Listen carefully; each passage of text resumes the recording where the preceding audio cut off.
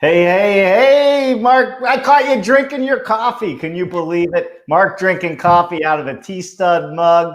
I love it. I love it. Hey, so we had a little bit of technical difficulty there, but guess what, Mark Willie? What's up, Dave Cooper? The show will go on. It will go on. And we are back. And hopefully we're going to have our guest joining us real soon. She was in the waiting hole and then she dropped out. She probably thought I wasn't bringing her in, but I guess she's going to pop back in here in a moment. So, Mark, we are live on LinkedIn, Facebook, YouTube right now. So if you're out there, please like and share with all your friends and family on LinkedIn, YouTube, and Facebook, because this is going to be a great show. We actually have somebody that's been on HGTV. She's been in, I quoted in Forbes, I think I've read, in her article. So I think this is going to be a phenomenal show. And I know Allyson's listening. We're going to bring her in here in just a second. So hang tight, Allyson. What do you think, Mark? Well, Dave, this is good. Back to the YouTube. If one of our friends could take on LinkedIn and Facebook and post the link to YouTube, all of the earlier episodes are available on YouTube. Not everyone can break away at 1 Eastern and 10 Pacific. So they're there. They're there for your viewing enjoyment, yeah. And we welcome everyone who joins live. It's the benefit of being live. Audiovisual goes like this, and Dave is in Virginia Beach. I'm in the Midwest, and we're thankful to have another guest like Allyson on this week. Yeah, super thankful, super thankful. So yeah, we've been doing kind of an East Coast family tour. So I'm working my way back to Connecticut. And listen, I hope everybody's safe down there in New Orleans and Texas and that whole area, Panhandle with the hurricane and what have you. So I hope everybody's doing good down there. So how about this? How about we bring in Allyson Case Anderson and let her tell us our story. Mark, I'll move you around when I bring her in. Hello. Hey, Allyson, welcome to BS Friday with Dave and Mark Bare Naked Willie. Thank you. I'm so excited to be here. I know. I don't know if you heard the whole intro, but HGTV, all right, Forbes. You have a serious background and a serious education in building science. And you have a way about yourself that you bring all this knowledge to the general public in a very easy way to speak. So I think this is going to be such a great conversation. And for once in my life, I think I have somebody on the same playing field as me that we can keep that guy over there in line, because he gets out of control sometimes. Yeah, I believe that's my primary job today, right? Corral Mark. Yeah. Good luck with that, Allyson. Good luck. I believe many have tried before me. Yeah. Well, Allyson, so we always love to start the show by hearing a little bit about you and your story. Can you, in 5 minutes, tell us everything from birth until this very moment in time right now about your career? But yeah, 5 minutes to do it, and we're gonna give the audience all your attention. Great. Well, I guess if we're starting with my birth, my mother, who is my bookkeeper for the company, will say that she started working for me the day I was born. So I began my professional, I grew up in Lisle, Illinois, which is a western suburb, and started my career in architecture, studying at IIT. I flunked out of that very quickly after realizing that I can't draw. And then I continued in the architectural industry because I've always been really inspired by architects and the built environment, and always found real estate and construction super interesting. And I ended up working for an interior architecture firm named Powell Kleinschmidt.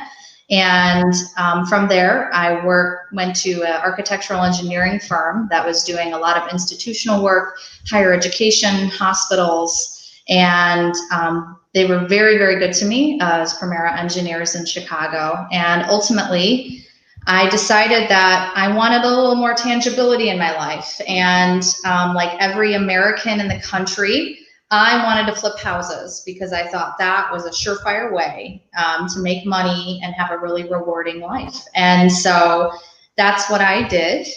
And I decided to flip my first house and hired a general contractor to do it. and had an awful experience. And basically, I had all these big dreams for this company I was starting, and I was going to be like on HGTV, and maybe I'd have a show or something, who knows. But I hired a terrible contractor. And let me tell you, there's nothing more acutely painful than hiring someone who's in control of your finances and your career at the same time. I ended up in litigation by the end of the project. Our budget was more than 2.5 times the original budget, and we're talking hundreds of thousands of dollars. And I was broke. And so I thought, okay, I'm not going to do this again. I basically paid a contractor to mess up this project for me, and I don't need to pay a contractor to mess up this project for me. I can do it all on my own. So I got my general contractor's license with the intent of continuing as a developer once the dust settled. And then I had a friend who said, I'm renovating a house. I'm already over budget, and I don't trust any of the guys that are coming here with their initial budgets anyway. If I'm going to do this, I want to do it with someone I can trust. And she said, if you want to renovate my house, you do it, and so that's what we did. And that was my first project. And then the second project, someone else called, and then we started working with architects, and I started realizing the longer I was in the industry that it felt like everyone that I met had the same initial experience that I did in construction. And so I really felt like there was a place for me on the residential side, not on the developer side, to really make a difference and change the industry and change the dynamic of the industry and what homeowners can expect from a residential general contractor. And so that's really what I've sought to do, one project at a time. So that's my story. I love it. So hearing that inspiration, it would have been interesting to have you a part of one television program before that started, because I think a television program called I Hired a Terrible Contractor would take off like nobody's business. I know we don't want to teach people about horrible contractors, but television loves to have the challenges outlined. So it's a serendipitous way to get to the industry, but the industry is blessed having you in it. Thank you. 100%. Allyson, if you could do me a favor, could you turn down your speakers just a little bit? We're getting some feedback on this end. I think it'll help out tremendously. How's that? Yeah, much better. Okay. Perfect. Actually perfect. So can you hear us? That's all that matters. You got to be able to hear us. So Mark, we talk about this all the time. You, myself, Allyson, this all comes from, a passion because you had a pain or you had a reason to want to do this. I have found that some of the greatest people that we've interviewed on this show, just like yourself, are in this industry out of a passion that they had an experience about. And you had an experience, and I love it, and I know you used the PC version about, I can screw up my own project. Why pay somebody to screw it up? I might as well screw it up myself, right? At least you're in control of your own budget and your own destiny if you do it that way to some extent. So I agree. I think with Mark, we're very grateful to be able to have you in this industry. So that kind of takes us into the story. Like, all right, so you became a general contractor and you're out there doing what you do. But all of a sudden now you just couldn't be okay with that. You had to take it further. And it's funny, I listened to an interview that you and Mark were having, and it really hit home for me because I never really thought about it. When they changed the code to have fresh air exchangers, right, in the house, you put a commercial 6-burner gas stove in the house, whatever, I can't remember the BTUs or what have you. And all of a sudden you had to have fresh air in. And you said, why? Well, because carbon dioxide can kill you, suck it out, right? I mean, these are things, but I'm saying that because I'm trying to set you up because I think people have to understand where the passion came from. Like, this didn't make sense to you. Yeah. Well, and also, I think you have to understand that, Mark and I are here in the Midwest. We're in Chicago. We have a lot of historic architecture. And these are old houses. These are century-old houses that started without air conditioning. And, there was a different way that these houses worked. And I think somewhere it was like someone someone in the 1980s had like the strongest sales pitch known to man. And that sales pitch was the gas-fired furnace. And somehow the invention of the furnace and this HVAC system where we have air condensers and we have furnaces pumping dry air into the house was supposed to solve every issue in the home that anyone could think of. And somehow that sales pitch has continued to increase and not decrease. And, you know, the standard construction methods and even the codes that are built around them are so focused on this one trade, HVAC, that it impacts every other trade.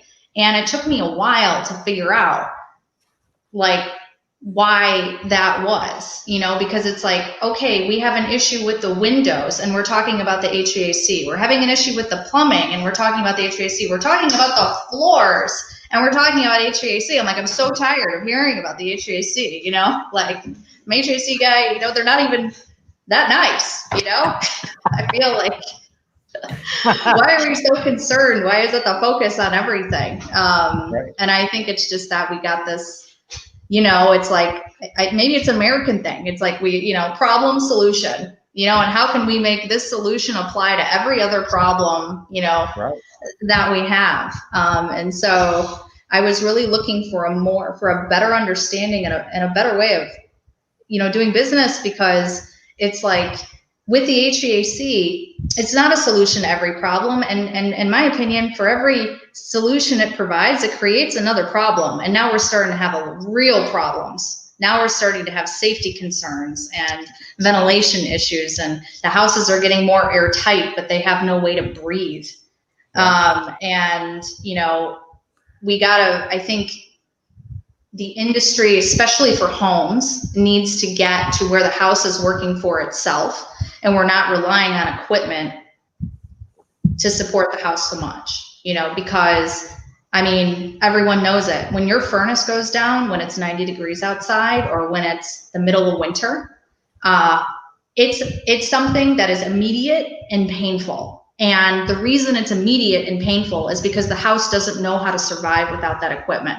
You know, it's like surviving on medication. You know, you don't have it, and so you don't know how to, you know, you can't be without it. Right. And houses don't need to be operating that way. Yeah. I think Jennifer's in the background. It reminds me of the T-shirt we spoke before of our solutions are your problems. And it's a good point to bring up. So American building stock compared to the rest of the world, America's buildings are technically new construction in comparison, but you brought up our old building stock, so our 100-plus-year-old buildings in that vein.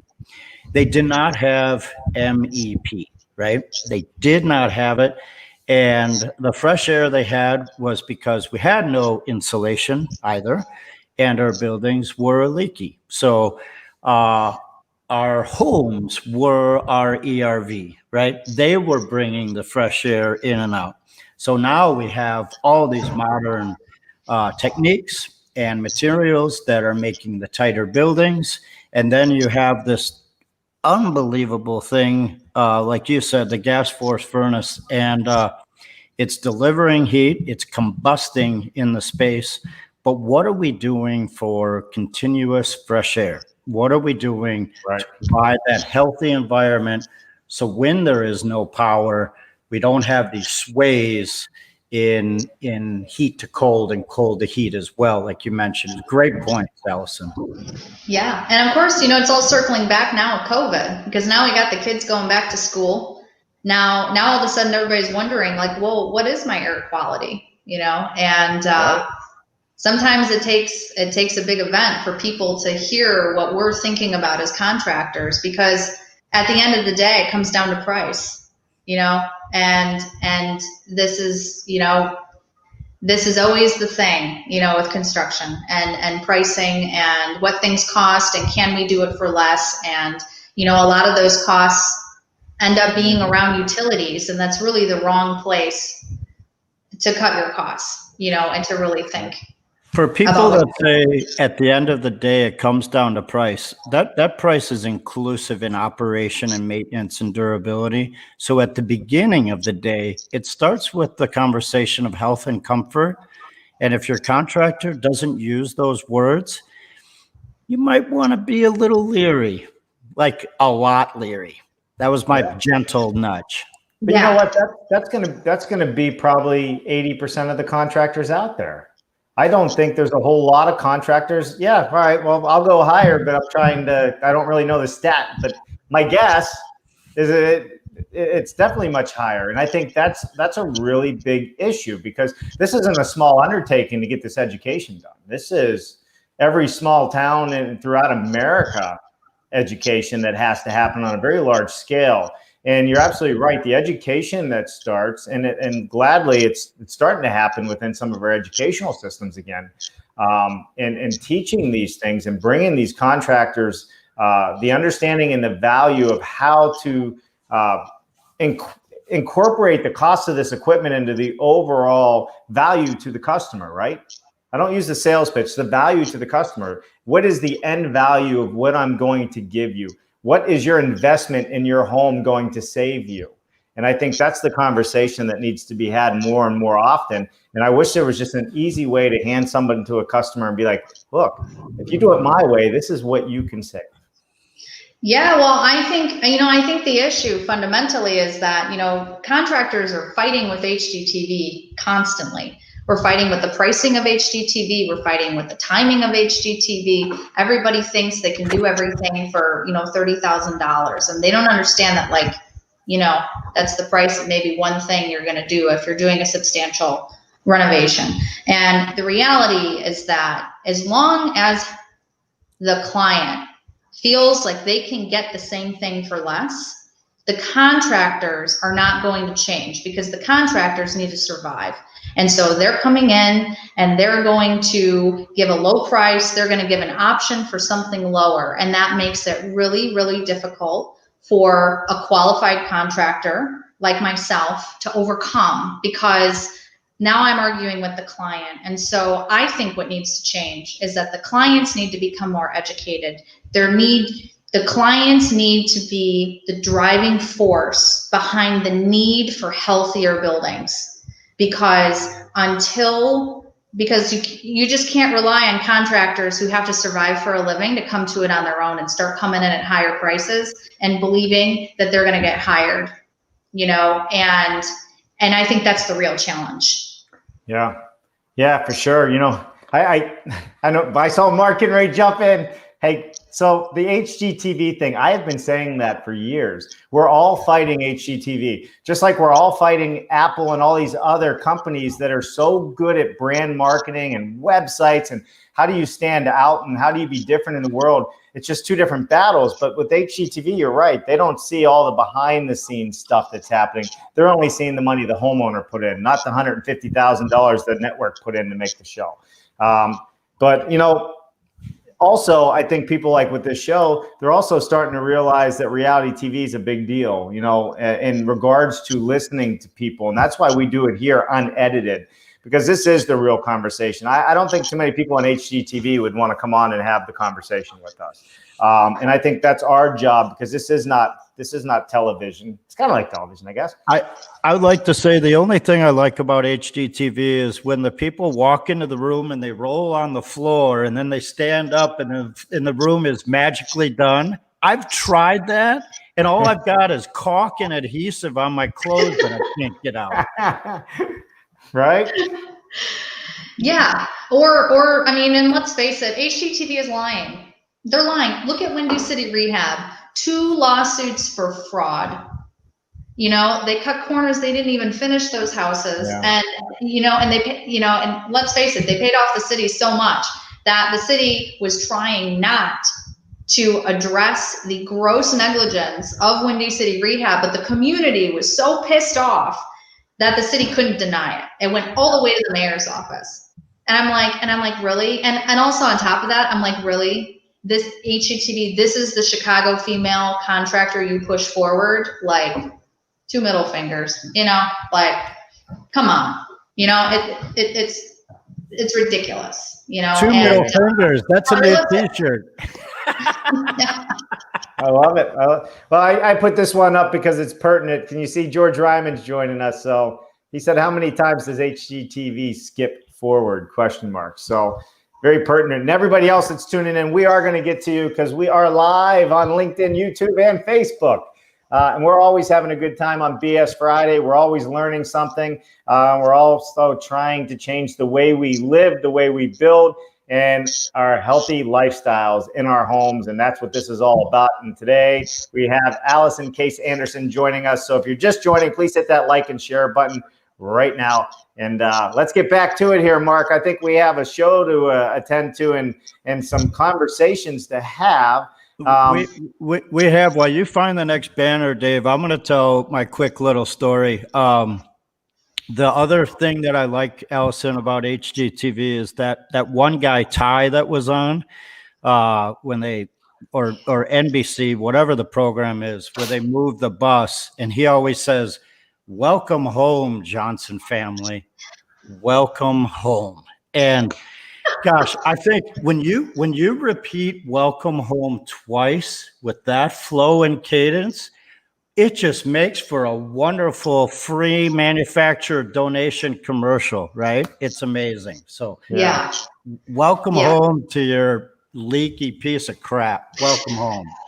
All right. So let's welcome to the show, everybody. Here we go. We are moving on. So one of the things that we were talking about and we want to walk through is, you know, your part with NARI. And I think we definitely need to understand what that is. What does NARI stand for? And Allyson, what is your role with NARI? And hold on a sec. Anybody in the audience guess what NARI stands for? And don't Google it. It is the National Archives of Rhode Island. I thought it was part of the NHRA or something. I didn't know. All right, I'm gonna stop you right there. All right. All right. Tell us what it is, Allyson. All right, NARI is the National Association of the Remodeling Industry. So I'm vice president of NARI. I'll be president in a couple years. But NARI is a nonprofit organization. They're a national organization. We do have a local Chicago chapter. And NARI stands up for the good guys, for the good contractors. So any contractor who is NARI certified has to pass a background check. They can't have changed their company name in the last few years. NARI provides assistance with informal mediation if there's any contract issues. They provide education, awareness, networking events, and they're fantastic. And their mission is to make the industry better. And so that is why I have dedicated so much time to them. Well, you know, that kind of falls in line with our program to make it better. I love it. Go ahead, Mark. Dave, technically, Allyson and I would have met through similar contacts. The previous presidents along the way are Rich Cowgill and Ron Cowgill, non-brothers. They just have the same last name, the same terrible sense of humor, and they're construction professionals from Mighty House. So plug to Mighty House, and it's great for what you do at NARI, and they are a trusted resource. So I think it's great that you're the VP and you're continuing the charge for awareness and education and understanding that there are better folks out there. There really are. Yeah, I mean, you know, it's like the Wild West, especially in Chicago. Like the shady contractors in Chicago is like, you know, hot dogs and fries out here, you know, so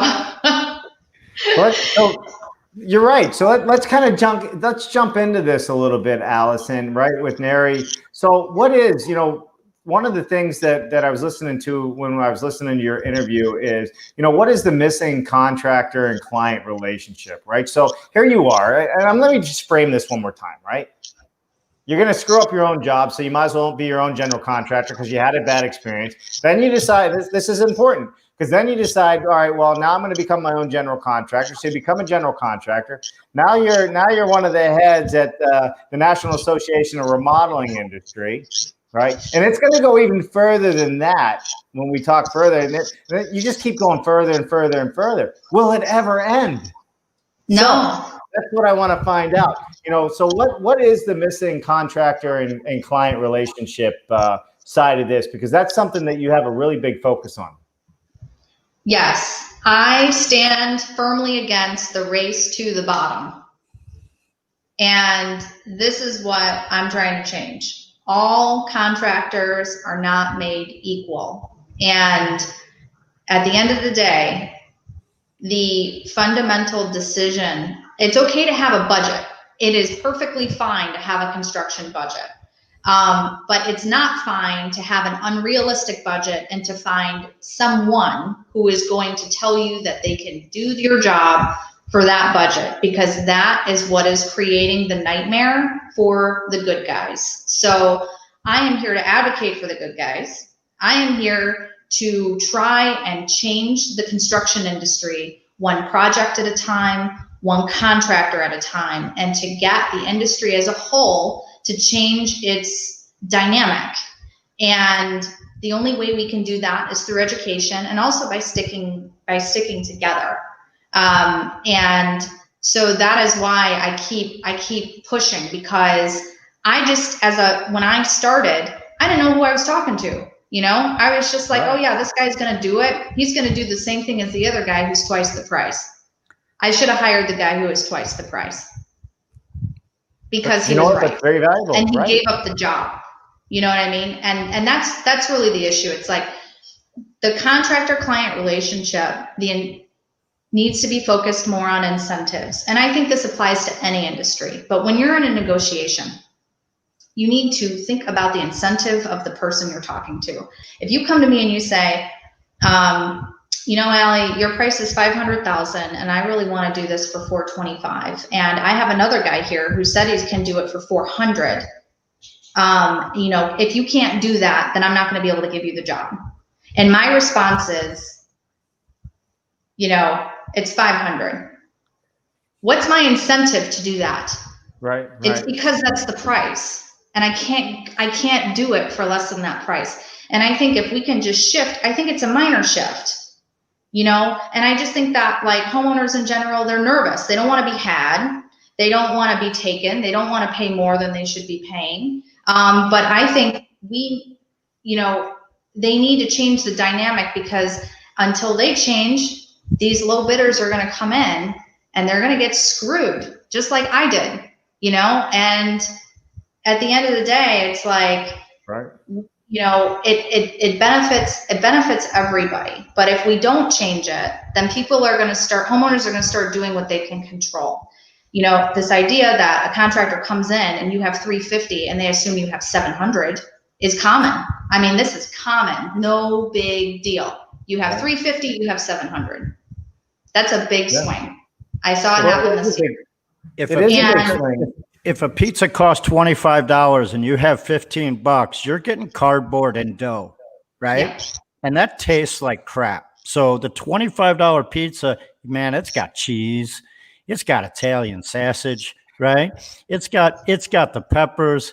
That's what you need. So it has taste, it has flavor, it has experience. So get yourself that $25 pizza, folks.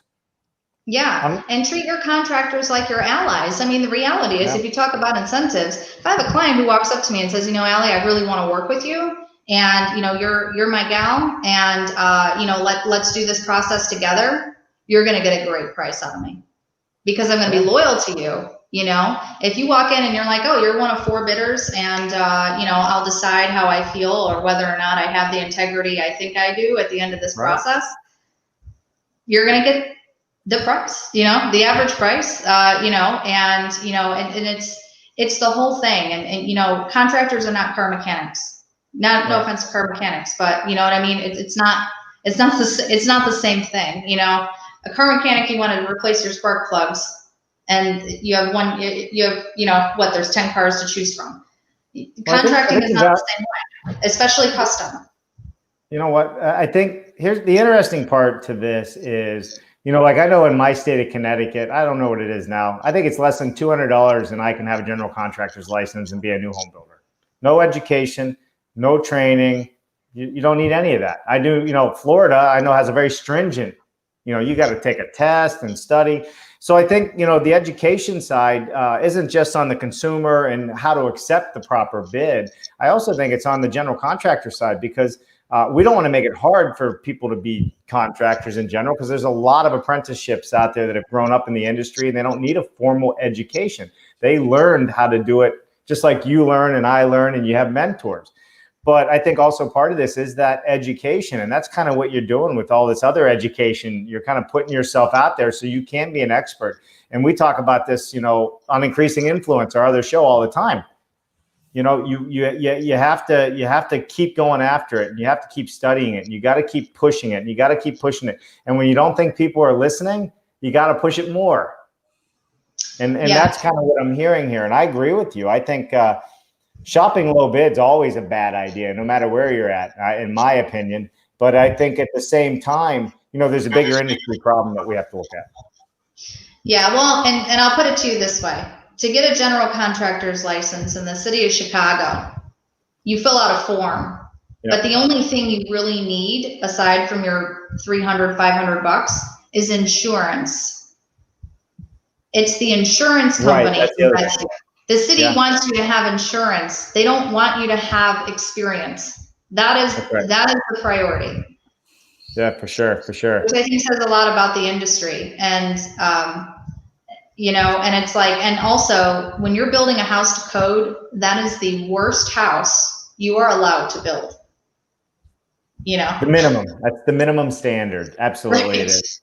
It's the minimum standard. So I had a thought, Mark, where you were doing your metaphor on pizza there.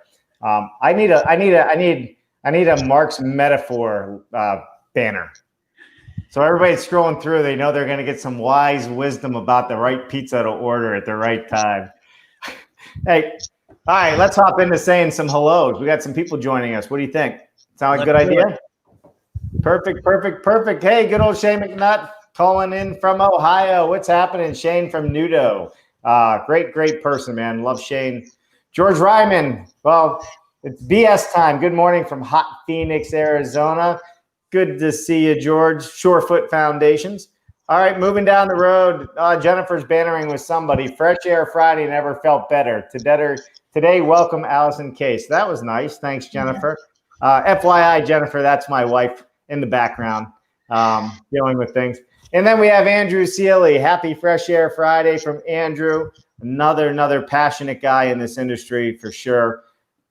We have Jay International. I'm thinking that's Jay International. Hi from Arizona. What's happening, Jay? On YouTube, by the way, Dave. On YouTube. Yeah, on YouTube. So we got YouTube. We got Facebook here. Let's see who else. We got to put this guy up there again. Sean, say no more. How are you, Sean? Morning, David, Mark. Look forward to a great show. He's an interesting guy. We just learned recently that he has his own private helicopter. Yeah. I want to call you out, brother Sean. In reviewing your comment, it was forward with an F, and it should be forward with a PH, brother. So just so you know, that's forward with a PH. Here we go. Well, he's tuning in from Vancouver. All right, moving down. Buzz Halbitzer. How are you, Buzz? Good to see you. Happy BS Friday to you. We got Anthony Goudet. Love the peach analogy. Mark, Bill, Cassis, Willie. Love it. And we also have client-contractor relationship needs to be based on incentives. This can be applied throughout organizations and vendor pools. I agree. And Anthony also said he will be forwarding this presentation to several peers that are GCs. Yeah, I think you should. I think everybody should. Right now, if you know a general contractor, send them the presentation. Definitely, it's the only way we're going to change how we do things.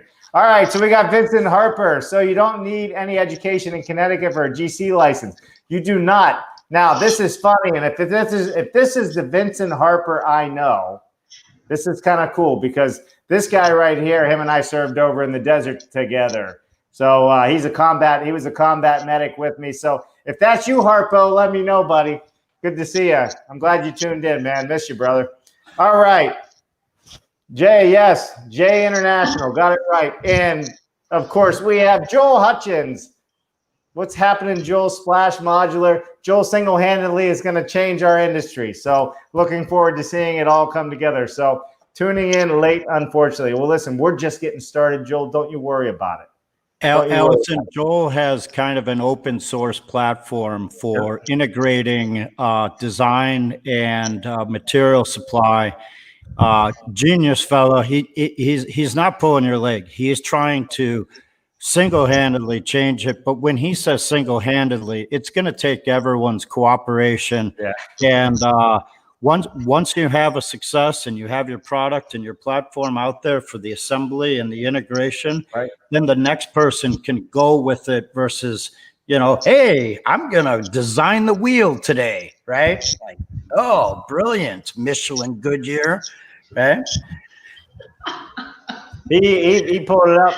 Not single here. It's a group effort. Absolutely, buddy. So we all love Joe. And he has a really great accent. He does. Is he out of quarantine? No, he's back in the States, but he has the Australian accent. Big man. I love it. He gives me the emails. He calls me mate. All right, mate. Yeah, right. I feel like they could say anything to you. Yeah. They could be like, "Oh, you're looking kind of rough today, mate," and you're like, "Thanks." Yeah, that sounds great. Absolutely.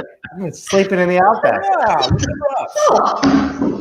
All right. I'm going to bring this show back on track. YouTube, settle down. Let's get back into it here. So we're going to get into a whole nother acronym that we have.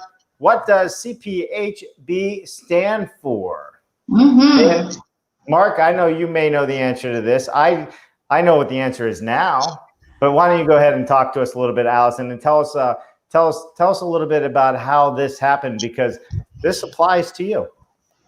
Yes. So CPHB stands for Certified Passive House Builder. So the Passive House Alliance is the USA's version of what used to be just a European approach to building. But Passive House is super exciting. Basically, it's about sustainable building, but it's not just green building.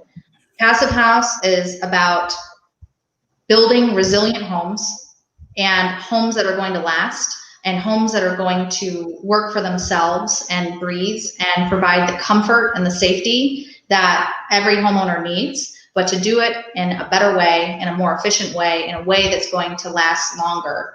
And so CPHB, if you're a certified passive house builder, this means that you are able to work on a passive house project.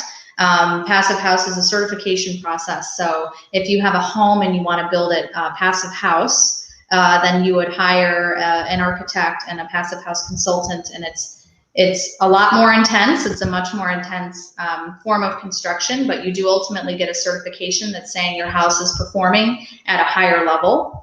And your passive house builder, your CPHB, is the one that literally brings it all together.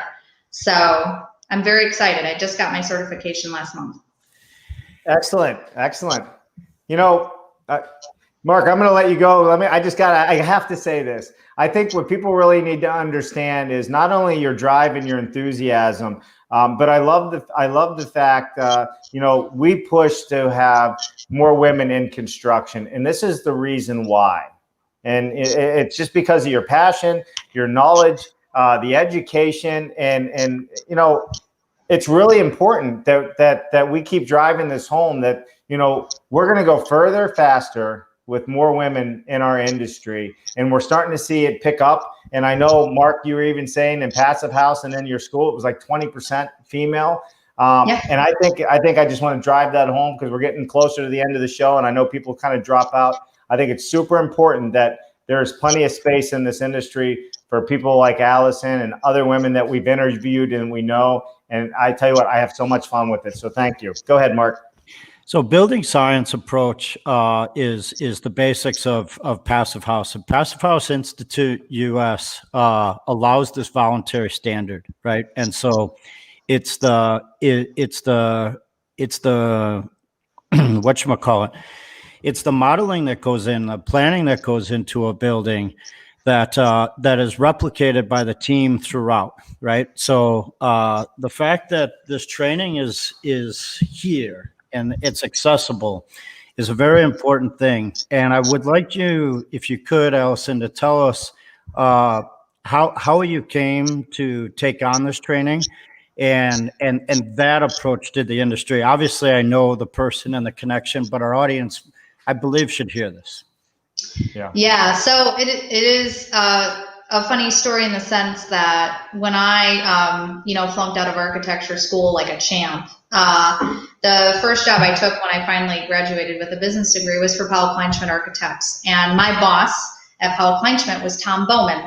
He was the president. And then years went by and I came back to building. And now Tom Bowman owns an architecture firm, Bowman Design, and he's my client because all of the work we do is led by architects and designers.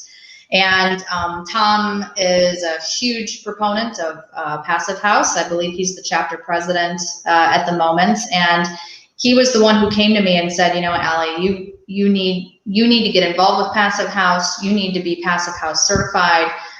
There's no excuse for someone like yourself not being part of this with who you are and what your brand is and what you're doing. And so he worked on me like water on the rock for a couple years, and then COVID hit, and he said, all right, Allie, you got no excuse. You got time on your hands, and get that certification. And so I did. And I don't know what I was expecting when I did the certification, but it was not that. I felt quite in over my head, but I had a great teacher, which thank God, but it's intense. Like CPHB is not like, oh, I have, I got this and I have it. CPHB is no joke. Like it is a building science certification. You need to know your shit. It blew my mind. And it's one of those things that you can't unlearn. Like once you start looking at things like Passive House, you can't stop looking at things like Passive House. And it just changes the entire way that I am looking at buildings and like how they work. It's changing my initial conversations with clients and architects. Like it's amazing. Hey. You never know who's listening. Hey, Tom Bowman. Tom Bowman is board member on Passive House Alliance Chicago. He created the direction, but Allyson chose the path and took on the journey. Your instructor for the course was Dan Whitmore, and you were able to take the course virtually.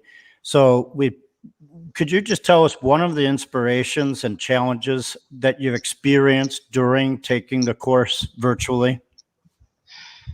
I think what I found I would say the most challenging thing was also the most inspiring thing. One of the fundamental core values that they were training for Passive House was this idea of layering the buildings and your controls. You have an air control, water control, vapor control, thermal control, and how all these things work together in order for a house to. We're not talking about a house working. We're talking about a house being resilient. We're talking about houses built to last. And I found that to be, even now, like the hardest concept to understand because everything affects each other.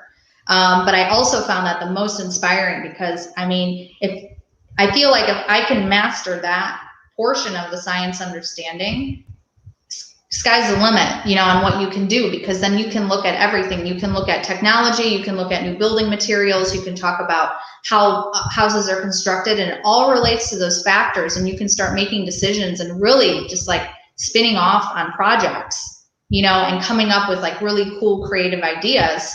And so I would say that was it. And Dan, he's brilliant. He's scary, brilliant, we're going to get into quotes, but since we mentioned the name Dan and Jennifer's back there with her list of t-shirts, we have to remind everyone of Dan Whitmore's best quote ever. And his best quote ever is when people ask him, how much does it cost to build a passive house? And Dan Whitmore's response is, how much does it cost to buy a bag of groceries? Right? It's the wit of Dan, and it's the background of that. So I saw your smile, Allyson. And Dave, do we have any Q&As out there? We do. Well, we have definitely some more comments, and I really wanted to make a banner for you, Mark. I just can't type so fast. I guess I need a question mark at the end of that, but that's a good banner, and I think we should use that quite often because it's a very good quote, and we'll get his name after the quote too, so it's up there so they can see it. All right, so let's get into some more comments. So no, I mean right now, Joel said not single-handed, it's a group effort, which we already did, and then Thomas Bowman said that he's not the president, he's on the board. So humble.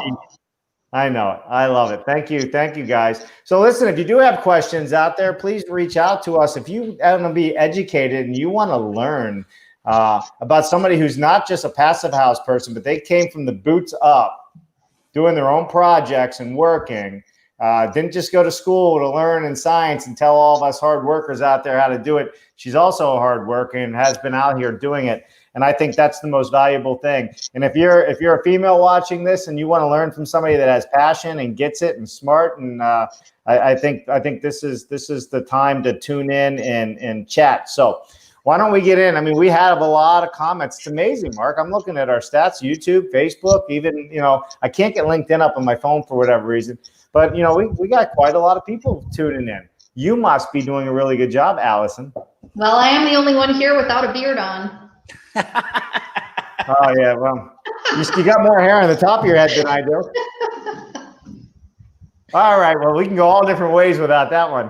All right, so let's get into it then. So Allyson, why don't you tell us what your favorite quote is? And it doesn't matter which one you start with, because we got two.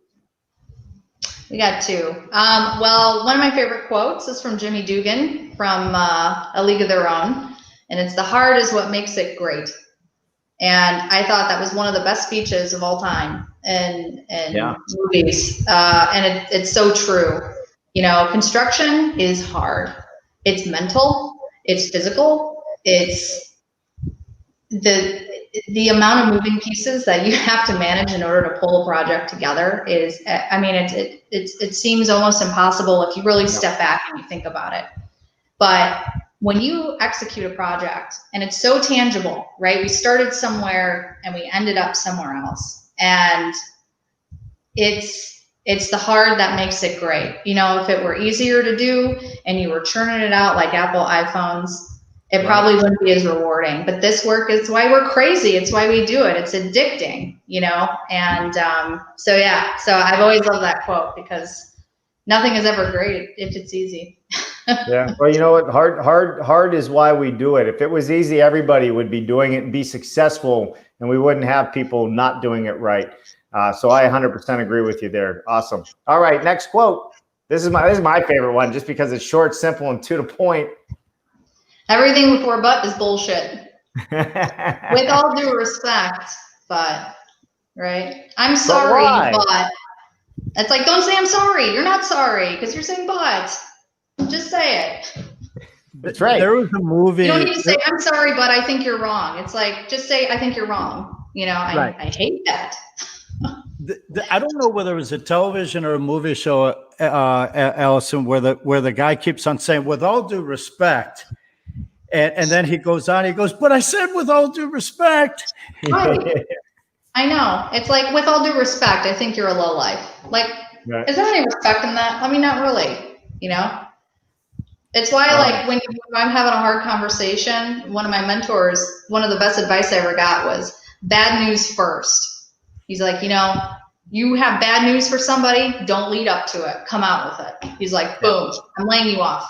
And then go into why. Or, boom, we have a change order coming. And then you go into why. Because if you lead up to it, nobody's listening. They're waiting for Right. the punchline, you know? That's funny. I have an English friend who always says it. He goes, well, I got to deliver a shit sandwich. I give him some good stuff up front, then I give them all the shit in the middle, and then I try and make them happy at the end. Yeah, right. I got But mine is like an open face sandwich. It's like the shit and then the bread underneath. You're like a roast beef sandwich. I got a worse one. I got a worse one for you. I've got a good Italian friend in the suburbs, and he always used to tell people, I have some good news and some bad news. And he would tell us ahead of time. He goes, I'm going to Geico this person. And I was like, what are you talking about? And he goes, well, the bad news is you're fired. The good news is I already found your replacement. Oh, there we go. Terrible. That's horrible, man. This is great. Getting a formulation of how we do business and the quotes that inspire us are important, Allyson. And I thought of one when you gave the Jimmy Dugan one, and what I have many favorite quotes, and one of mine comes from the ability to get all the players in the room and to sort it out. So it's the architect, it's the lender, it's the client, it's the manufacturer, it's the supplier, and it's the host of tradespeople. Yeah. Right? It's the host of tradespeople that are involved. And when you get them all in a room and you flush it out, you have an integral plan and a layer of what everyone's going to be doing. So my quote to sum that up is from A Bronx Tale, when Sonny is in the bar and he locks the door and he says, now you can't leave. And of course, in the movie, a fight breaks out. But the point of that is when the whole team is in the room, you don't leave until you sort it all out, right, and you get together and you move forward. 100%. Cool. Yeah. Love it. Well, Allyson, thank you so much for joining us today. Oh, thank you so much. This was a blast. I had so much fun. We're gonna have you back, Allyson. I know Dave is like reeling, and he wants to do a 2-hour show, but he's going to pick up blue crab, so that can't happen. Blue crab, Mark. That's my quote. Remember, I said it earlier. Blue crabs are like stick-built contractors. You gotta buy 100% of the lumber to throw 80% of it. Throw 80% of it away, and you only get to eat 20%, right? So blue crabs are like stick builders, I guess. Dumpsters all outside. Yep. So, but that's my stick joke. If you're a stick builder out there, I do love you. So don't take it too Thank you, Allyson. Thank you guys so much. I appreciate it. All right, so just hang tight. All right, everybody, listen, please like and share this video one last time. And remember to please subscribe to us on YouTube and join us every week for BS Friday. We always learn something new. And you will find me tomorrow morning at 9 a.m. Coffee with Dave as we do a recap of this week's event. And we'll talk a little bit about what's coming up next week. So we got some exciting things always happening. So we'll see you tomorrow at 9 a.m. Allyson, you have a wonderful day. Mark, you as well. We'll talk soon. Bye, everybody.